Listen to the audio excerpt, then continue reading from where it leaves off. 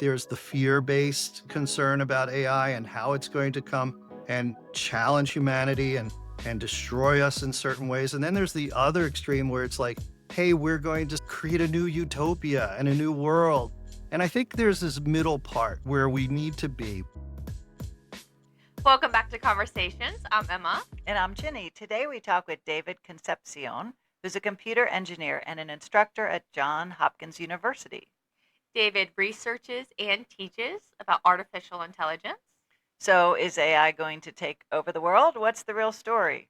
Let's ask David. Welcome to the podcast. It's great to be here. So, artificial intelligence, what we're talking about today, and people often have an extreme reaction to that, one way or the other. But before we get into that, can you just define for us what it is exactly and how it works? Sure. I mean, if we're looking at artificial intelligence, we're talking about systems that learn and have recognized patterns from what humans have done. And then it's able to then recognize prompts or questions and communicate with us using language patterns.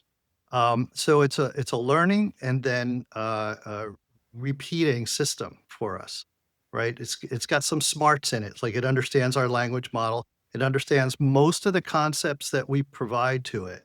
We're seeing it being embedded in a lot of things in our lives today. I often get this question just in talking to people about it. It's the sum, I don't know if you say sum total of human experience, but it only knows what we feed into it from human knowledge. Is that right? Yeah. And, we really have to see about how the AI is affecting our culture. It's affecting the way we relate with it. It's also affecting some of the things that we allow it to influence us because it's repeating back things that we've said or things that we've talked about. You can see how it's going to influence us as well as we're influencing it. So it's a cyclical, it's a give and take type of system. What brought your interest to artificial intelligence? And explain, if you could, to our listeners what you do in your career. Sure. So I teach right at the graduate level, cybersecurity and AI courses at Johns Hopkins. And what I'm doing is I'm helping professionals use the emerging technologies that we see.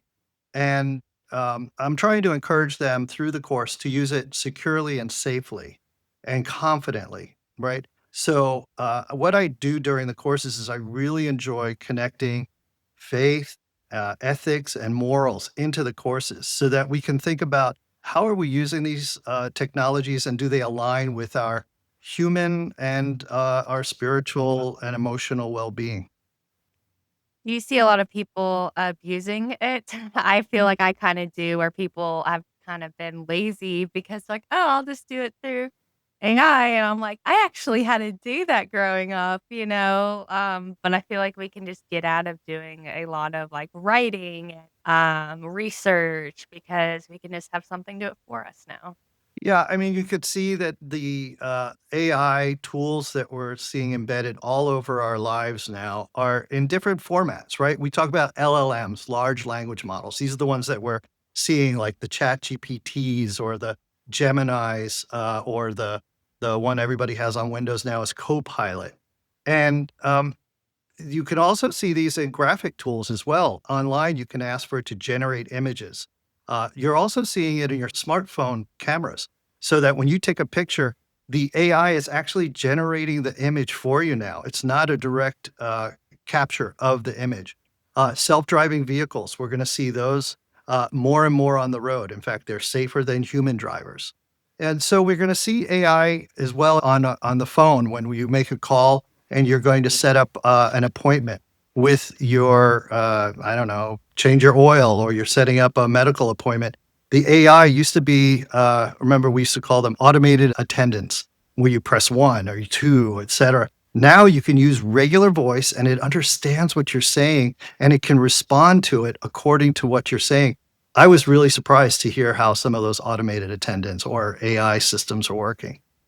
Yeah, part of our editing and our podcast, there's like an option for it to detect like my voice or Jenny's voice or your voice. And you can just kind of like type anything and it makes it sound like they're actually saying it. And I'm like, wait, that could be used so unethically. I know a lot of people try to steal people's identity online for like commercials rather than hiring real people. Oh, we'll just generate this person that looks like a real person and use the voice of, somebody that we stole technically. And I've seen some stuff with that, but it's so interesting. So what do you do with your students as far as how are they implementing that in their jobs Right. specifically? There's so many tools now. Like you can imagine, there's teachers that are like, oh my gosh, students are just going to use AI to do their assignments. And so there was originally a fear of students using the artificial intelligence, large language models. However, think about this. I teach courses on AI. How could I keep my students from using AI? No, I'd be doing a disservice. Same thing with cybersecurity. We are in an inflection point in our society, in our world, where AI is going to start changing the way we do things. And I've been to a lot of conferences recently and seeing how they're injecting and inserting artificial intelligence, machine learning models. These are where the machine is trained and then it knows how to respond and produce the results. And so my students are using this. I'm encouraging them to use it for research, asking them to have LLMs, have the AI chatbot look at your content, and then don't just take it for granted. I've had students who then say they just cut and paste, and I've caught them because a lot of times the AI doesn't know acronyms, right? And so it gives this stupid acronym of whatever it is. And so I go, no, no, no, you can't just go based on what the AI says, right? We have to look at it and use our intelligence and make sure that it's giving the information that we want it to. So my students are learning how to do that. They do some deep research into AI and LMs, and it's really exciting to see what they come up with. Yeah, I love that. Just kind of getting ahead of technology in a sense and making parameters for it. So tell us a little bit about that. You talked about the ethics of it. Is that a concern to you and other people that are in your profession, and how do you handle that? Yeah, there's a extremes of thought on that, right? There's the fear-based concern about AI and how it's going to come and challenge humanity and destroy us in certain ways. And then there's the other extreme where it's like, hey, we're going to create a new utopia and a new world. And I think there's this middle part where we need to be, where we have to be smart about it. We have to make sure we're using it appropriately, right? We have to make sure that we're applying this tool just like we go back to the old days when they thought, what was it? Trains, they thought were going to cause problems because the human body couldn't take acceleration. It would cause problems with our internal organs. They thought telephones were going to cause us to lose connection with socialization. They thought TV was going to rot our brains. I think maybe there's something there on that. But, what was it? The internet they thought was going to cause problems. It kinda did, and we're still dealing with it. So here's AI, and it's a matter of how we're gonna use this tool and integrate it into our, society on a day-to-day basis. There have been some problems, with AI that we could talk about. Do you think the pros outweigh the cons? And of course, tell us, how there's been some problems. But for instance, one that I can think of is how it might be replacing human jobs. Like, whether you're going through the drive through and there's just a robot talking to you, getting your information. Well, someone's out of a job because of that. Or tutors. Oh, maybe you don't need a tutor because AI is now your tutor. Do you think it's gonna get to the point of it kinda taking over too much, or do you think it will kinda do I don't know. What do you think? That's a good question, and I think first we have to think about things on an individual basis, right? When we talk about, how you implementing AI personally, right, we have to think that through smartly. Is it doing you an advantage? Is it adding value to you, or is it pulling you away from where you should be? There's been some problems where youth have had access to GPT or Gemini or any of the chatbots, and they're starting to take it for a social interaction and they're starting to build a relationship bond with it. I've talked to therapists and they've been very concerned about how they have to talk to the youth in their that they're treating and how the youth are looking at these systems. Then we have to look at it as a family, right? So how is your family doing it? And then how's your social group, right? Because if you expand out to your community, if you're in church or synagogue or temple, how are you using it in that environment? Is it aligned with your faith and your morality and your ethics, right? Are you using it in such a way that it's going to build up or something that's going to pull you away and distract you from it? So I think at a whole we need to be listening to what the community's doing. Also, don't be afraid to take a little course online. Take a look. There's some pretty good short modules that you can jump into, and it'll teach you a little bit about what it can and can't do. Yeah, that's great. We can actually link to some of those that you suggest in our show notes. So, one of the things I thought might be an advantage of AI is if it could do scientific experiments to help us get to the place of, let's say, curing diseases, right? Because it can work so much faster in processing data. Do you hear any talk about that? Oh, absolutely. I've seen some amazing results on how it's been used in the medical area. It's able to take images of scans of cancer and identify when there are no cancer. It's also been able to identify and create folded proteins to make drugs better and to make antiviruses.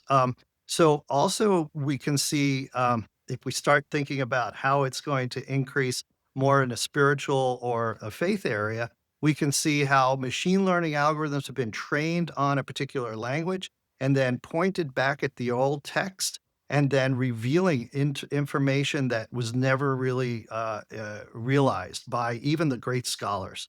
So, for example, the Dead Sea Scrolls, they're able to look at the text of the Dead Sea Scrolls and pull out the information that they thought, oh, it's unreadable, but then they were able to read it.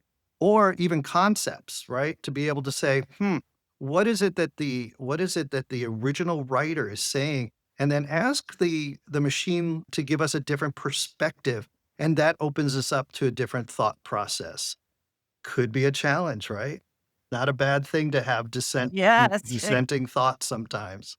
challenge, right? If we believe that God is God, then all knowledge serves him and is not a threat. So I'm a big fan of expanding knowledge. That's really cool. I'll have to tell my husband who's a priest that Every day I get exposed to artificial intelligence, especially when you just go on your phone. Let's say I have a headache and a rash. Well, what AI is doing is it's taking all of these, whether it's textbooks or documents or research from all these different sources, and it's combining it to just a simple answer. Like, you may have blah, blah, blah disease. And then, of course, people start freaking out. So it could be a negative thing. But it's so interesting where it does all that within seconds and it finds it and just highlights it for you. And it says, here's a list of things it could be. And I feel like that would really help medical professionals who normally have to sit there and ponder all their medical education of what did I learn, like put the dots together. And now it's just there so quickly. Yeah, and you think about it, if you go to one of the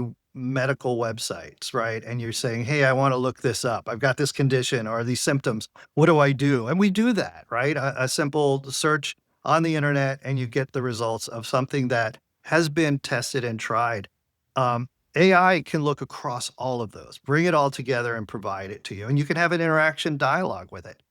There have been studies that have shown that the AI systems have done better in diagnosing and providing suggestions than doctors have. Now, I'm not suggesting you don't use a doctor, no way, but take a look at it. It's another source, right? It's another source for you to go to, but take it in context, right? It's an AI, it's a machine that has been trained against other information. Always go to the final source is the doctor, and you can bring them, hey, this is what my AI said, and see what they say about it. So I want to get a little more into the humanity and faith element, but before that, I have a question that's been thrown at me. My daughter does not want to use AI because of the environmental Mm. impact, which seems odd to me because I think of it as somewhere out there, but evidently there's these big data centers. Can you talk about that a little? So I think that that is a thing. I don't think the data centers are only doing AI. There's cryptocurrency mining. There's other type of high computing that's going on these data centers. So it's adding to it for sure. I even saw a news article the other day that said we should expect brownouts because AI processing. And my own kids, I've gone to them and said, "Did you check the AI LLM?" And they were like, "No, Dad, because I don't want to make a tax on our environment." I know that certain models will drag on the resources more than others. Now, how do we know that? I've done a little research in it, and there are certain companies that are being very sensitive and caring about the ecology and our environment. But I will say that it's possible to run an AI LLM on your own computer. You don't need to like go to the cloud and have a large instance and all these resources. You can run it. In fact, I have them running on my Android phone. Google's even provided it there. Oops, I said a brand name. So now you know who's doing careful about our environment. That's okay. Maybe we can link to an article you have with some suggestions for people who are concerned about that. Sure. I think one thing for certain is just like the internet, there's no going back, right? We're Right. only gonna have more and more of it. We're not gonna go backwards. Absolutely. In fact, I'm noticing a change because I'm using it on a day-to-day basis. I would say a year and a half ago, I wasn't using it as much. Now I can't think about writing my material for my courses without it. I would be doing a disservice to not only my students, but even at work when I'm trying to do proposals or whatever else I'm trying to develop. Um, it needs to be there, and so we need to learn how to use it appropriately. That's that cycle I was talking about, where we build it, and then we see where it's off, and then maybe it'll adjust over time. You have a question? I do too, Go but ahead, you go. mine's a little sidetracked. So Well, just basically, people think of movies like Terminator or The Matrix when the machines get so smart that they're smarter than us, and we can't control them. Like you say, we can't feed them back and forth, and we can't manage them anymore. Is that a fear that you hear from people? You know, I really love those movies. Right? The Me too. Terminators, the AI, the robots. What is your favorite AI or robot that you can remember from a movie? Just pull one out. Oh, who is the little guy that wanted to save the environment? Do you remember him? Wally? Yeah, Wally. Yeah, Wally. Was he everybody an loves AI? I Wally. guess for Wally's great. And Eva, right? The more advanced one yeah, great that show to Wally watch fell in Wally. love with. Do you have another one, Emma? I don't know. Matrix, though, those are fascinating movies. That was the first one that I Yeah. saw that was just like, wow. Right? Matrix was more about us being inside the system, and we are the Okay. system.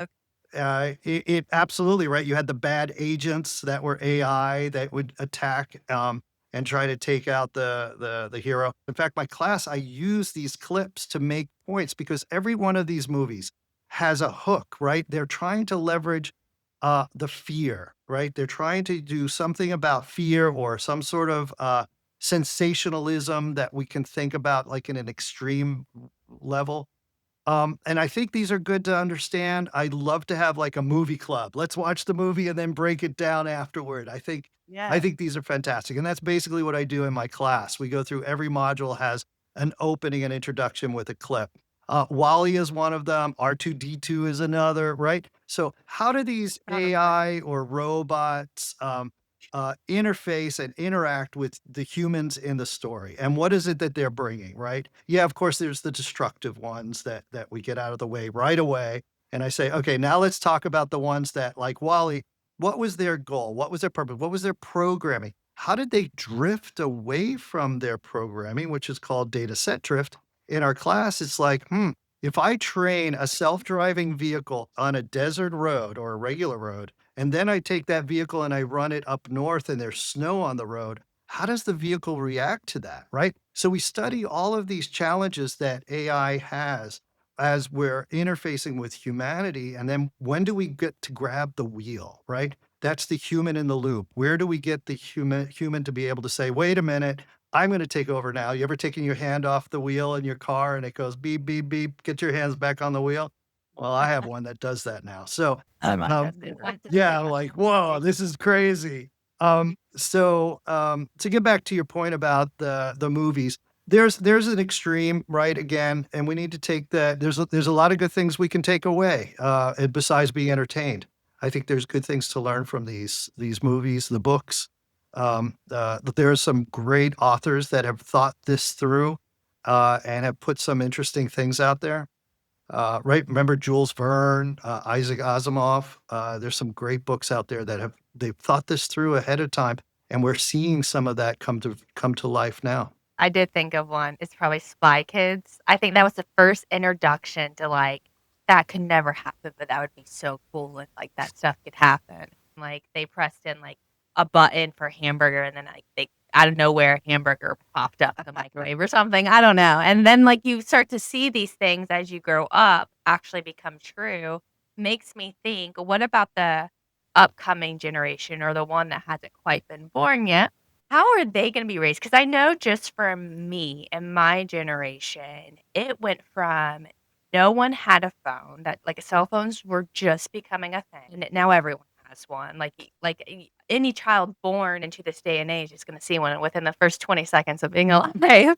And then same with like computers. Like my parents didn't have computers. If we wanted to research anything, we would have to go to the library. And now everyone has one in their home. Do you think there's going to be that much of a drastic change for the upcoming or the soon to be generation with AI specifically, since that's our topic? And do you think that's going to change significantly how we operate as humans? Yeah, you're absolutely right. My heart is really for this next generation and the generation right before it.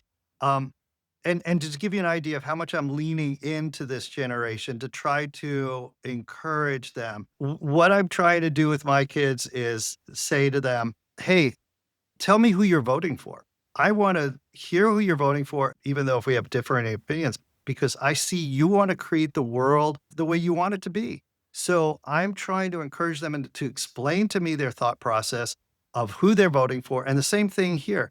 Let them think through these devices, these machines, right? Remember, these kids are eventually going to go out to the real world and get confronted with the realities of temptation and different opportunities. They need to have a safe environment to be able to talk it through while they're home with their parents, when they're home with the community that they're growing up in, and think it through and go, maybe I don't want to take that stuff, or maybe I don't want to do that thing, right? And so the same thing here is how did this young generation, this next generation growing up, handle it? We should encourage them to do it while they're at home with us, where we can talk about it. Hey, what did that help you? What did it not help you with? Were you finding any problems with it? Right. And also, I'm seeing that this next generation, the ones that are growing up now, like on the tweens and under, they don't know how to type on a keyboard, right? They are typing on their thumbs. Right, Right. right, right. I have a creative writing student as one of my kids, and they can type 100 words a minute or something crazy.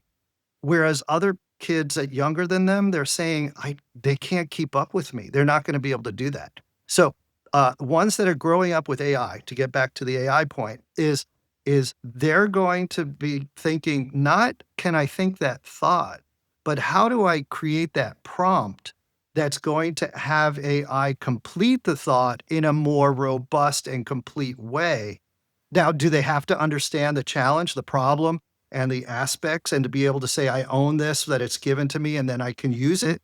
Absolutely. Is that a bad thing? I don't know. I think we're going to find out over the next generation. We have no choice. It's coming. This is the way it is going to be. So, how are we doing it? We're embracing it, right? And we're going to try to work with it. At least that's my take. I feel like you just gave us the takeaway. I believe if we approach AI with wisdom, with faith, sticking with our morals and ethics, right? And try to use it securely but meaningful in ways that strengthen, right, the trust and human purpose in our community. I think it's going to be a good tool if we take it on in a purposeful way. It's going to take time. Also, one other thing I would say based on my experience is don't go fast, slow down. If you think you're going to go into it fast and quickly, you're going to pull things away from it and you're going to lose that opportunity to go slow and take your time and think it through. So, just going back for a minute about the faith question and some of the things you wrote about how a lot of faiths believe we're made in the image of God, Yeah. and now we're making these machines. I think you put it in our image. So, how ought we to see that? Is that a threat to our faith or our understanding of God? How you're going to take it, right? If you're going to take it as, hey, it's a threat or it's a challenge, or is it a dissenting thought, right? And so we can take it as a threat. That's an interesting approach. I never see things as a threat. I see things as an opportunity to understand and broaden my perspective. But that might also be my personality. Maybe that's why I'm in my position and I'm able to expose professionals to this AI challenge. But AI is going to give us a very different way of looking at things, right? We even talked about there are applications that are emulating priests and pastors, right? That's a whole different ballgame because now people are trusting these agents, right? Or these AI chatbots with their innermost secrets and thoughts and sins. I mean, what are we really going to trust a machine? I was talking to Jenny earlier this morning about how my grandmother always like she always thinks like someone's listening to her. She doesn't trust anybody. And I could see someone like her, they're like someone's watching me and then they just can't live their life because they have this fear Yeah. from things progressing so quickly. Do you think that it's gonna get to the point where there's gonna be, I don't know, maybe it's a politics thing, but like, wars over this? Or do you think that things are gonna kinda smooth over? I guess people who are paranoid will just die off, and there'll be new generations of people used to I don't know about the political aspect of this, but I do know that LLMs, the large language models, are going to, first of all, they're trained off of humanity, of what we've done, of what we've said already. And that's why there's some bad experiences in the past. If you read about the history of AI and chatbots, there were some pretty bad instances where they said they trained it off of like Reddit and some other blogs. And there's a lot of garbage on those things. And so I think they've learned their lessons. They've not training it on LLM on blogs anymore because the way I think the people online treat blogs, they think there's an anonymity there and they can just spew whatever garbage they want. And the LLM's like, well, if that's what humanity is, that's what I'm going to give back to you. And so that's what we got. But now they think they've gotten smart and they've started to train it on large corpuses of books, literature, on large amounts of data that makes more sense and it's applicable to what we're doing. So all that to say, if you engage with an LLM and start saying, "Hey, I want to be, I'm not afraid. I want positive things," it's going to work with you in that way.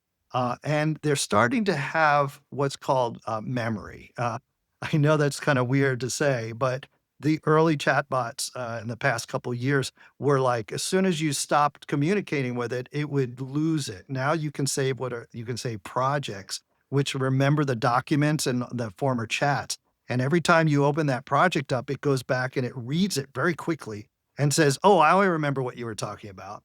So if you go at it with paranoia and fear and all that, it's going to come back and go, "Oh, yeah, I remember. You were the afraid one. You're the paranoid. You're the one who likes conspiracy theories. I'm going to give it to you and run you up, and you're going to get what you give it." So we need to be careful. I mean, this is very similar to kids, right? We don't expose them to that kind of stuff. So, same thing here. We want to use these tools for positive things that enrich our lives, that are going to align up with our moral ethics and faith. That's such an interesting conversation, David, and I'm really glad someone like you is out there at the forefront, just teaching people and giving them guidance about these technologies.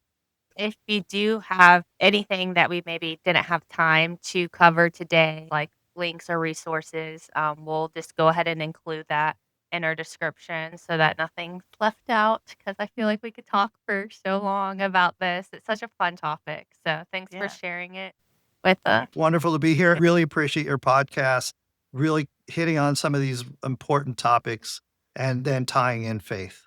It's wonderful.